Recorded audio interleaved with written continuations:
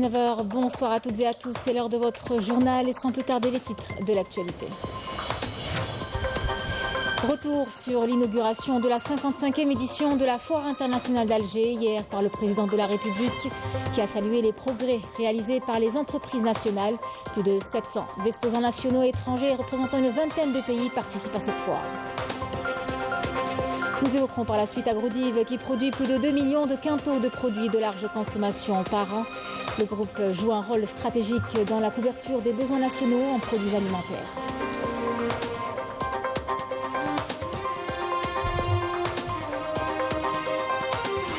Et puis nous vous parlerons par la suite des sorties de promotion au niveau de plusieurs écoles supérieures militaires. Les Palestiniens qui continuent de tomber en nombre sous les bombardements sionistes. Le représentant permanent de l'Algérie au Conseil de sécurité de l'ONU a une nouvelle fois tiré la sonnette d'alarme, pointant du doigt l'entité sioniste qui doit être jugée pour ses crimes odieux.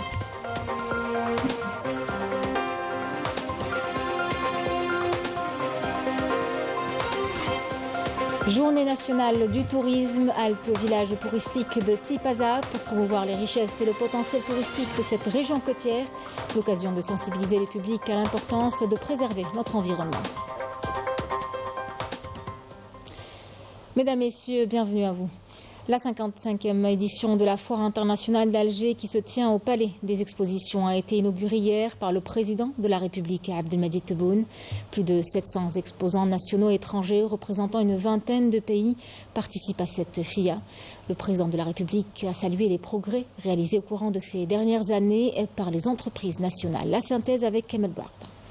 Important événement économique de l'année, la 55e édition de la Foire internationale d'Alger s'est ouverte hier sous le thème « Une passerelle d'échange et d'opportunités de partenariat et d'investissement ». Un thème évocateur qui traduit la stratégie économique de l'Algérie. C'est d'ailleurs ce qu'a souligné le président de la République lors de l'inauguration de cette manifestation économique. Au niveau du stand italien, il a salué les investissements des entreprises italiennes en Algérie, citant en particulier le projet de production de céréales dans le sud. Je vous remercie pour tout ce que l'Italie est en train de faire avec nous. Avec le dernier né, les 36 000 hectares à Tibimoun. C'est une bonne chose. J'espère que votre visite en Italie s'est bien passée. Très bien, comme toujours. Merci, monsieur. Merci beaucoup. Le président s'est arrêté au niveau du stand de la Turquie, invité d'honneur de cette FIA. Autre halte, le stand réservé à la République sahraoui et celui de l'État de Palestine. Le président a reçu par ailleurs des explications sur l'hôpital militaire de campagne relevant du ministère de la Défense nationale. Il a indiqué que l'Algérie comptait réaliser des hôpitaux de campagne au profit de la bande d'Orazza. Le chef de l'État s'est enquis des avancées et des nouveautés des industries militaires.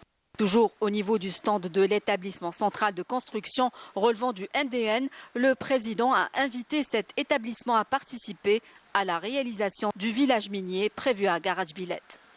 Au fur et à mesure qu'on voit, parce que là, pour Tindouf, pour Garage Billet, on a besoin d'un village minier, c'est d'urgence, dès le début de l'exploitation. Sillonnant plusieurs stands consacrés aux entreprises algériennes, le président a souligné les progrès qualitatifs réalisés par l'Algérie ces dernières années. On y est quand même un peu.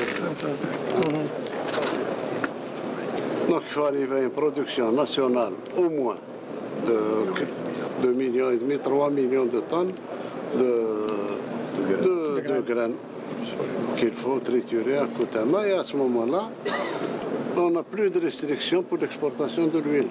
Exactement. Et on libère totalement pour l'exportation vers les pays voisins, vers d'autres pays, et on n'importera plus rien. Il a salué les efforts de production de compresseurs de réfrigérateurs de l'entreprise Condor. On a créé la révolution, parce que l'électroménager, actuellement, est programmé pour l'obsolescence rapide.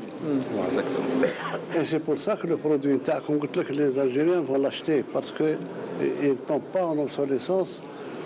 À 5-6 ans, il commence à vieillir, à avoir quelques défaillances. Mais à 10 ans, le compresseur TAC, comme à 10 ans... C'est une première mondiale. Bien sûr.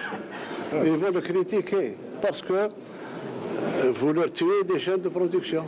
Autant d'opportunités qui incarnent la volonté politique de l'Algérie qui mise à promouvoir la production nationale. Une manifestation internationale qui confirme chaque année un peu plus son statut de premier événement économique qui se tiendra jusqu'au samedi sous le slogan « Passerelle d'échanges et d'opportunités de partenariat et d'investissement ». Une multitude d'entreprises nationales prennent part à cette foire qui joue un rôle stratégique de vitrine de l'économie nationale en présentant aux visiteurs le savoir-faire et les capacités de production des entreprises algériennes. Amel Bouarba. La 55e édition de la Foire internationale d'Alger a mis en avant les avancées remarquables enregistrées par les entreprises nationales qui ont ouvert la voie à des opportunités d'exportation importantes. Le groupe Considère est déjà en Tunisie. Nous sommes aussi en Mauritanie. On va être très bientôt, Inch'Allah, au Sénégal et pourquoi pas ailleurs. On va se lancer dans la production de lait avec des Irlandais. Et il y a aussi d'autres partenariats qu'on envisage. Nous sommes en discussion aujourd'hui. Encouragés par les nouveaux programmes du gouvernement, on a investi énormément dans la production de notre propre matière première. On produit notre fil en polyamide, du polypropylène, du gazon synthétique aussi, qu'on exporte en grande partie. On exporte en Libye, on exporte du polypropylène en Libye. On est en discussion avec une association d'acheteurs de tisserands belges avec qui on est assez bien avancé pour faire des opérations d'export. On exporte aussi nos produits finis à l'étranger, notamment de la moquette, notamment du tapis. On exporte en Europe. Encouragées par les mesures de soutien à l'investissement et à l'exportation, les entreprises algériennes ont réussi à s'imposer sur le marché international. Nous exportons actuellement nos produits finis ainsi que nos matières premières dans différents pays, notamment le Canada, les États-Unis d'Amérique, certains pays d'Europe comme la France, la Belgique, l'Espagne, certains pays d'Afrique aussi comme la Libye, la Mauritanie. Et nous avons actuellement des projets de nouveaux contrats d'exportation. Nous sommes en train de battre le record de la production de fer pré-réduit dans nos installations depuis 4 années consécutives et cela montre le niveau d'engineering de l'Algérie là où il a atteint le niveau d'engineering de l'Algérie. Nous allons avoir un revenu aux alentours de 700 à 800 millions de dollars, mais avec la mise en service de notre prochain investissement, ce qui sera mis en service le mois de septembre-octobre. Notre objectif l'année prochaine, c'est d'atteindre 2 milliards de dollars de revenus nets pour l'Algérie. Grâce à la politique nationale de promotion des exportations dans le cadre de la vision 2020-2030, plusieurs filières industrielles ont obtenu des résultats très positifs dans la production et l'exportation. Et on s'intéresse à présent au groupe agro-industriel algérien Agrodiv qui joue un rôle stratégique dans la couverture des besoins nationaux en produits alimentaires. Le groupe qui couvre une diversité d'activités plus que jamais engagées à soutenir la production nationale. L'exemple notamment à Blida dans une unité de pâtes alimentaires. Un reportage de Raouf Hamouche. Grâce à ses 9 filiales, Agrodiv produit annuellement plus de 2 millions de quintaux de produits de large consommation. L'unité de Blida produit à elle seule quotidiennement 864 quintaux de pâtes alimentaires, une productivité qui contribue à couvrir en partie les besoins nationaux. Le premier réseau de distribution, c'est nos complexes qui sont limitrophes à Blida, à la wilaya de Blida. Donc en l'occurrence Boumerdes, Tizi Ouzou, Tipaza, Ain Defla, Médéa, donc même Alger. Donc on dessert ce produit. C'est un produit d'excellente qualité, très prisé par les consommateurs. C'est un produit naturel. Il n'y a ni additifs ni colorants alimentaires. Donc surtout on insiste sur ça. Et surtout que l'entreprise est inscrite dans une démarche ISO. Pour ce groupe, le seul mot d'ordre reste la qualité. Dotée d'une salle de contrôle dédiée à la supervision des différentes phases de production, l'usine a également son propre laboratoire d'analyse destiné au contrôle de la matière première. Donc nous effectuons à notre niveau les analyses physico-chimiques des pâtes alimentaires et de la semoule et de la matière première. Nous sommes ici dans la salle de contrôle qui nous permet de contrôler tout le processus de fabrication au niveau de tous les points au début de la réception de semoule jusqu'à la fin de production et l'emballage.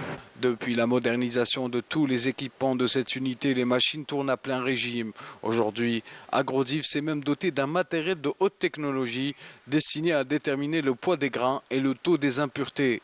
C'est un machine révolutionnaire dans notre transformation de blé. Bon, la machine, c'est un trieur optique qui assure la séparation des déchets du blé pour avoir une bonne qualité du produit fini. Le trieur optique, le principe de fonctionnement, c'est un appareil qui fonctionne à travers des caméras. Donc tout corps étranger dans le grain de blé est éliminé pour avoir une bonne qualité de produit fini. Le groupe en question met sur le marché une large gamme de produits destinés à la grande consommation. Cela va du café à la semoule en passant par l'huile. L'objectif est d'assurer la stabilité des prix et de la régulation des marchés et un moyen pour préserver le pouvoir d'achat des Algériens. La stratégie, c'est de produire des produits de qualité avec des prix compétitifs. C'est les moins chers sur le marché. Et la stratégie de la société holding aussi, c'est d'élargir notre réseau de distribution pour s'approcher beaucoup plus du consommateur. La filiale Centre possède une école de formation des métiers de l'agroalimentaire. Donc on leur fait même des formations de recyclage et de mise à niveau.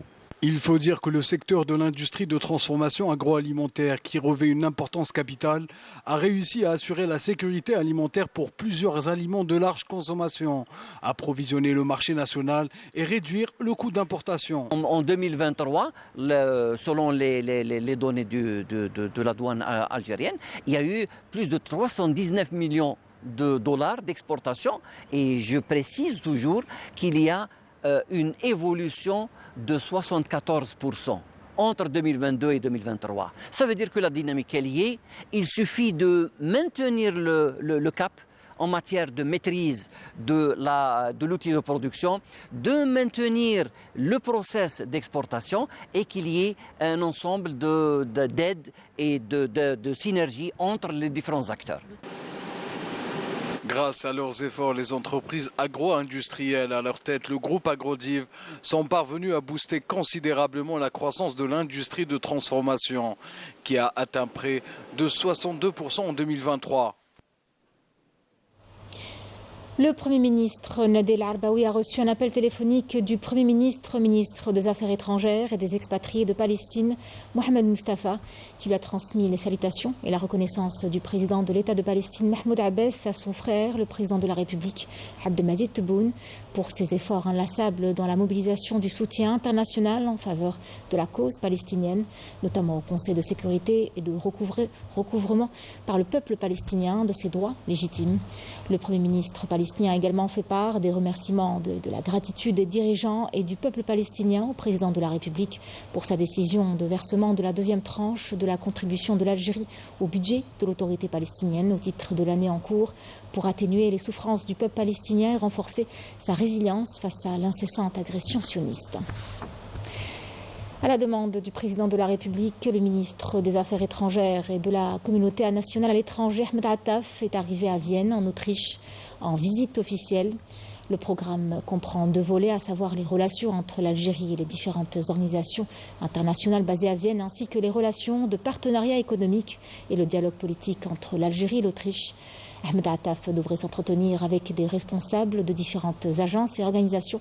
Il y aura une séance de travail avec son homologue autrichien Alexander Schallenberg qui sera consacrée à l'étude des voies et perspectives de renforcement des relations de coopération et de partenariat entre les 2 pays dans leurs différentes dimensions et composantes, en plus des derniers développements régionaux et internationaux d'intérêt commun. Le ministre de la Justice, garde des Sceaux, Abdelrachid Tebbi, a effectué aujourd'hui une visite d'inspection dans des structures du secteur pour s'enquérir du fonctionnement de l'activité judiciaire à la Cour d'Alger et de ses tribunaux. Le ministre a entamé sa visite en inspectant le projet du tribunal de Zeralda où il a reçu des explications exhaustives. Au niveau de la Cour d'Alger, Tebbi a écouté un exposé sur l'activité de la Cour et de ses tribunaux avant de visiter les structures de la Cour et de donner le coup d'envoi des journées portes ouvertes sur la Cour qui s'étaleront sur 3 jours. Le ministre s'est aussi rendu au tribunal de Sidi Mohamed ainsi qu'au pôle pénal économique et financier. Poursuite de l'opération de retrait des formulaires de souscription de signatures individuelles au siège de l'autorité nationale indépendante des élections. Ils sont jusqu'à aujourd'hui 27 prétendants à la candidature à l'élection présidentielle du 7 septembre prochain à avoir retiré les formulaires de souscription des signatures individuelles. D'importants moyens matériels et humains ont été mobilisés pour cette opération en plus de 14 000 agents. Les prétendants à la candidature ont jusqu'au 18 juillet pour finaliser cette opération. Et puis ce communiqué du ministère de la Défense nationale dans le cadre de la lutte antiterroriste et lors d'une opération de fouille et de ratissage au niveau de Meshtet El-Qarra El-Yara'a, situé entre la zone de Zedine et Amourouna, secteur militaire d'Ain Defla en première région militaire.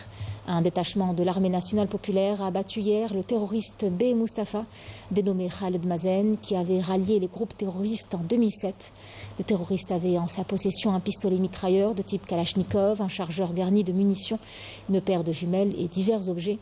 Cette opération réitère la vigilance et la détermination des unités de l'ANP à traquer ces criminels à travers l'ensemble du territoire national jusqu'à leur éradication.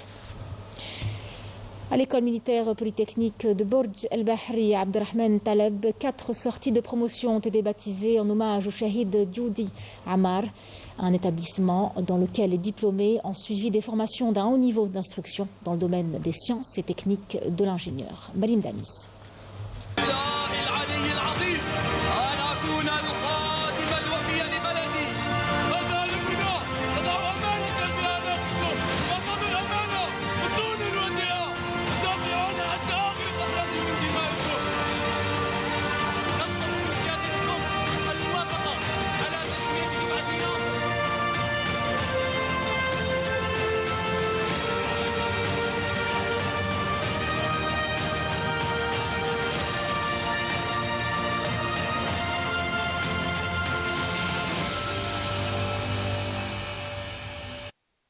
L'école militaire polytechnique Shahid Abdelrahman Taleb a pour mission de former des cadres de très haut niveau.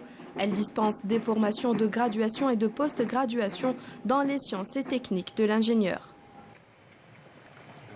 La cérémonie de sortie de promotion a débuté par l'inspection des carrés par le général-major Ali Siden, commandant de la première région militaire.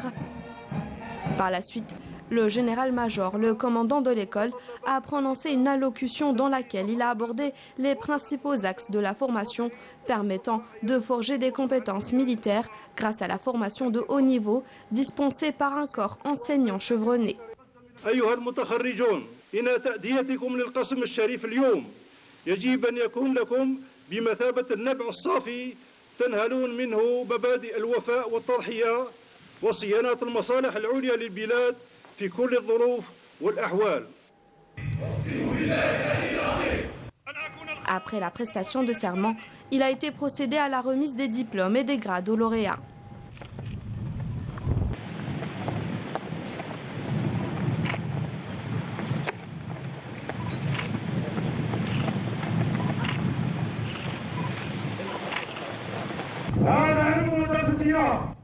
S'en est suivi la passation de l'emblème national de la promotion sortante à la nouvelle promotion. Le général-major, commandant de la première région militaire, a donné son approbation pour baptiser les promotions sortantes du nom du shahid Djouadi Ammar, dit Abdelrahman.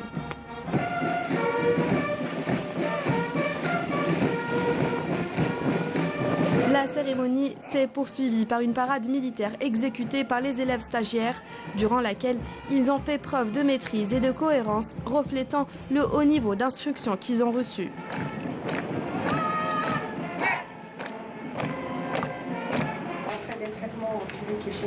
En marge de la cérémonie, les projets de fin d'année des ingénieurs diplômés ont été exposés, illustrant la qualité de la formation dispensée et la maîtrise des technologies modernes.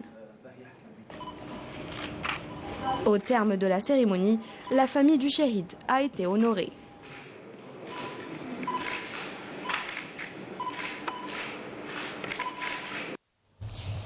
Le commandant des forces de défense aérienne du territoire, le général-major Abdelaziz Houem, a présidé hier à l'école supérieure de défense aérienne du territoire, Shahid Ali Shabati à Raya Alger, la cérémonie de sortie de promotion au titre de l'année 2023-2024, baptisée du nom du défunt Moudjahid, le commandant Guenez Mahmoud. Marim Danis. L'École supérieure de la défense aérienne du territoire assure une formation de qualité aux normes technologiques de pointe. La cérémonie a débuté par l'inspection des carrés des différentes formations militaires par le général-major Abdelaziz Houem, commandant des forces de défense aérienne du territoire.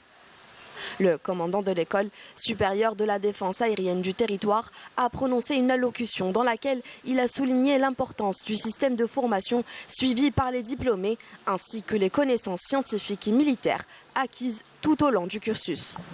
أيها المتخرجون، ها أنتم اليوم تجنون ثمار جهودكم وتحصدون النجاح. إننا نأمل أن تكون النتائج التي تحققونها في الميدان العملي بكل جوانبه ومتطلباته حافزا مهما لهذه المدرسة لتحقيق الأهداف المرجوة من المنظومة التكوينية العسكرية. Après la prestation de serment, les diplômes et les grades ont été remis aux majors de promotion, s'en est suivi la passation de l'emblème national de la promotion sortante à la nouvelle promotion.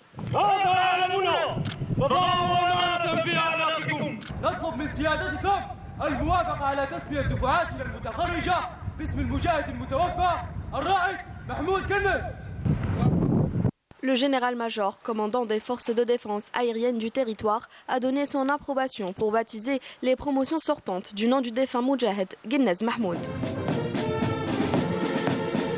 La cérémonie s'est poursuivie par une parade militaire exécutée par les différentes promotions sortantes au rythme de la fanfare militaire de l'école. En marge de la cérémonie, le commandant des forces de défense aérienne du territoire a inspecté le matériel pédagogique de l'école et a visité la station de simulation radar, un simulateur d'armes développé ainsi que d'autres installations pédagogiques assurant une formation de qualité dans le domaine de la défense aérienne du territoire.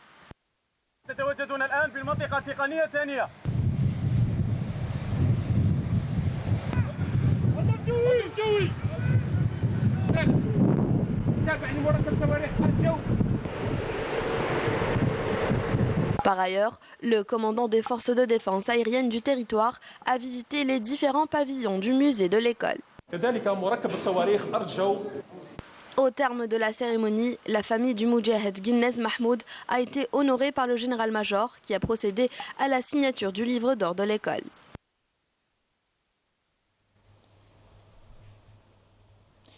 Autre sortie de promotion, celle de l'école supérieure de l'administration militaire à Oran, baptisée du nom du shahid Baghdadi Mohamed Di Abdel Wahab. Une cérémonie de sortie de promotion pour l'année 2023-2024. Les formations dispensées vont permettre aux diplômés d'assumer leur noble mission avec professionnalisme et discipline. Majda Diahmoun. Après inspection des carrés par le général Gherbi Ahmed, directeur central de l'intendance au ministère de la Défense nationale, le commandant de l'école supérieure de l'administration militaire a présenté les principaux aspects de la formation dispensée par l'école. Les promotions sortantes ont reçu une formation militaire, scientifique et administrative complète, tant sur le plan théorique que pratique, ce qui leur a permis d'acquérir un ensemble de connaissances qui contribuera sans aucun doute à l'amélioration de leurs compétences scientifiques et professionnelles, les préparant ainsi à accomplir leur future mission.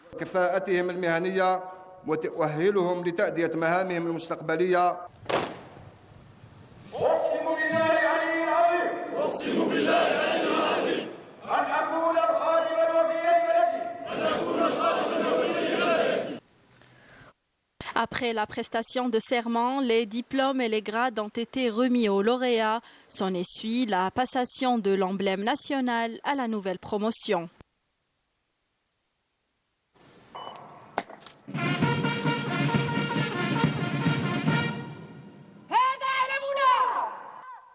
Par la suite, le général Ahmed Gherbi a donné son approbation pour baptiser la promotion du nom du shahid Baghdadi Mohamed Di Abdel Wahab.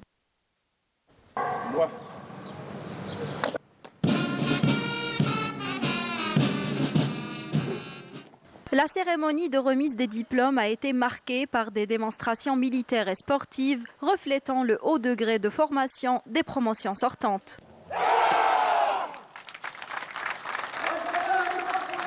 Et c'est au rythme de la fanfare militaire accompagnant une parade militaire exécutée par les officiers sortants que s'est achevée cette cérémonie. À cette occasion, une exposition de mémoire de fin d'études des officiers sortants a été organisée.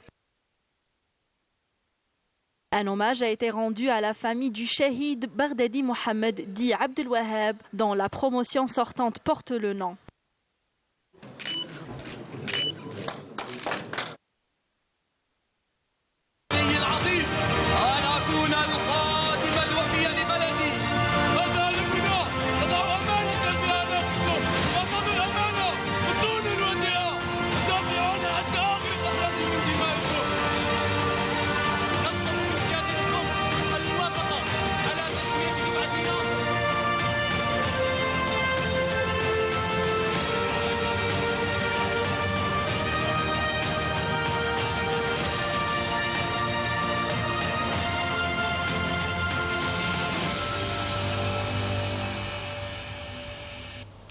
Dans son allocution prononcée lors de la réunion mensuelle du Conseil de sécurité sur la question palestinienne, notamment l'escalade des agressions sionistes menées par les forces d'occupation depuis bientôt 9 mois contre la bande de Gaza et la Cisjordanie occupée, le représentant permanent de l'Algérie au Conseil de sécurité de l'ONU, Ammar Benjama, a affirmé que les Palestiniens dans l'enclave mourraient de faim et le seul responsable est l'entité sioniste qui doit être jugée pour ses crimes odieux et actes terroristes contre le peuple palestinien. Ammar Benjama a ajouté que la situation en Palestine et dans l'enclave en particulier annonce une catastrophe humanitaire sans précédent dont les répercussions peuvent s'étendre à toute la région. Et puis le bilan de l'agression génocidaire sioniste contre la bande de Gaza qui s'est alourdi à 37 658 martyrs et 86 237 blessés. Au cours des dernières 24 heures, 32 martyrs et des dizaines de blessés sont arrivés dans les hôpitaux de l'enclave. Une crise humanitaire sans précédent fait rage à Gaza. Des milliers de familles sont obligées de dépendre de l'eau de mer contaminée pour leurs besoins quotidiens, alors que l'entité sioniste continue de bloquer la plupart de l'aide humanitaire dans l'enclave palestinienne déchirée par la guerre, laissant la population affamée et assoiffée. Pendant ce temps, l'UNRWA se dit préoccupée par une guerre silencieuse en Cisjordanie occupée.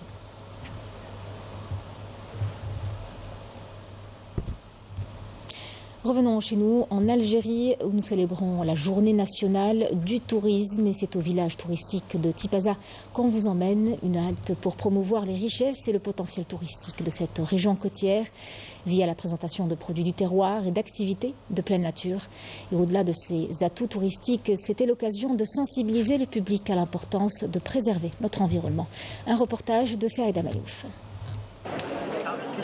La journée nationale du tourisme, une occasion idoine pour sensibiliser quant à la nécessité de préserver le massif forestier de Tipaza et valoriser tous les produits issus de l'arbre. La wilaya de Tipaza contient des très belles forêts qui sont d'une superficie de 40 315 hectares, ce qui représente un pourcentage de 23% par rapport à la wilaya. Et nous avons plus de 14 daïras côtières, c'est-à-dire des forêts littorales. Et ces forêts jouent un rôle très important dans la promotion, comme je viens de dire, du tourisme. Et nous avons aussi un rôle dans l'écotourisme et le tourisme de montagne à travers l'organisation de randonnées. La protection civile, alliée incontournable de la saison estivale, a répondu présente à cette manifestation de promotion touristique. Cette journée est une occasion pour faire valoir nos différentes interventions sur le terrain, surtout celles concernant les plongées sous-marines. La protection civile de Tipaza est dotée de 36 plongeurs sous-marins.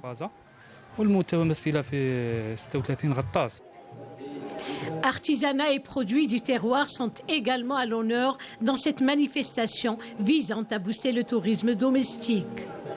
Tous les acteurs qui contribuent positivement dans l'activité touristique sont présents avec nous, sans oublier la société civile qui contribue pleinement pour bien encadrer la saison estivale. On a prévu des promotions et des réductions qui peuvent aller jusqu'à 40% sur les tarifs affichés. Voilà. Cette promotion est valide au 30 juin. J'invite les gens, que ce soit de France, de Belgique, de Hollande, de toute l'Europe, à venir découvrir nos plages. On a 1200 km de côte algérienne, c'est paradisiaque. Paradisiaque, c'est en effet le décor offert par le village touristique de Tipaza, promettant un séjour on ne peut plus agréable à ses visiteurs. C'était le journal de la rédaction. Merci de l'avoir suivi. L'information, vous savez, revient demain à la mi-journée avec Amina Zeouf. Quant à moi, je vous retrouve pour l'édition du soir. Excellente soirée à vous.